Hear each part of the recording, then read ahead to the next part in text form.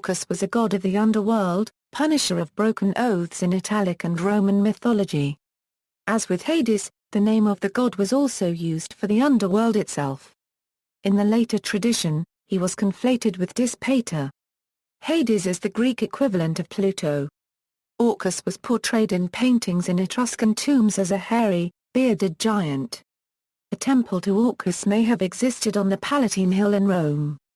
It is likely that he was transliterated from the Greek daemon Horkos, the personification of oaths and a son of Eris. Origins: the origins of Orcus may have lain in Etruscan religion. The so-called tomb of Orcus, an Etruscan site at Tarquinia, is a misnomer, resulting from its first discoverers mistaking as Orcus a hairy, bearded giant that was actually a figure of a cyclops. The Romans sometimes conflated Orcus with other gods such as Pluto, Hades, and Dispater, god of the land of the dead. The name Orcus seems to have been given to his evil and punishing side, as the god who tormented evildoers in the afterlife. Like the name Hades, Orcus could also mean the land of the dead. Orcus was chiefly worshipped in rural areas.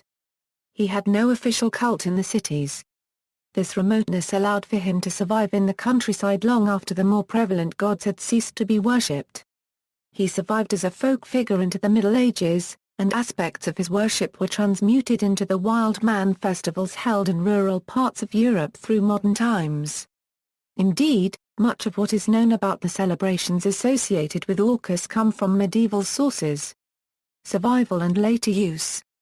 From Orcus' association with death and the underworld, his name came to be used for demons and other underworld monsters, particularly in Italian where Orco refers to a kind of monster found in fairy tales that feeds on human flesh. The French word ogre may have come from variant forms of this word, orgo or ogro. In any case, the French ogre and the Italian orco are exactly the same sort of creature.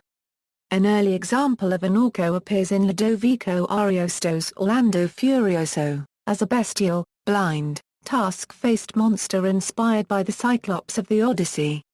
This orco should not be confused with the orca, a sea monster also appearing in Ariosto.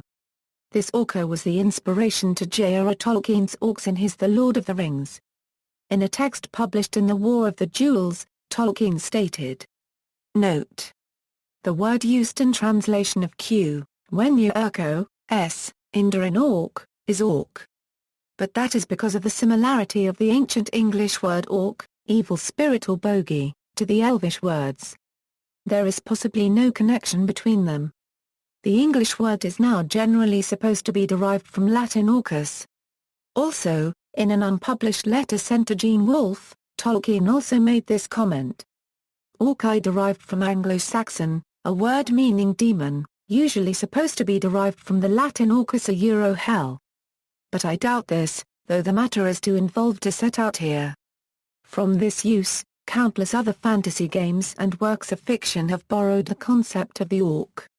The name Orcus plays a role in the Dungeons & Dragons role-playing game as Orcus, Prince of the Undead. Orcus appears as a character in Christopher Moore's A Dirty Job.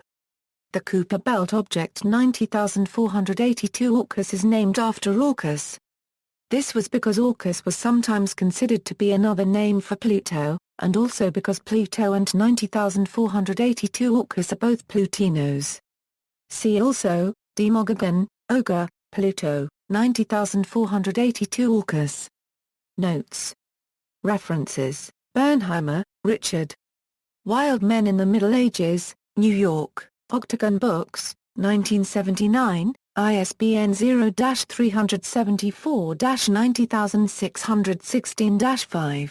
Grimall, P. The Dictionary of Classical Mythology. Oxford, Basil Blackwell. Richardson, L. A New Topographical Dictionary of Ancient Rome. Baltimore and London, The Johns Hopkins University Press. External links: Tomb of the Orcus, Tarquinia.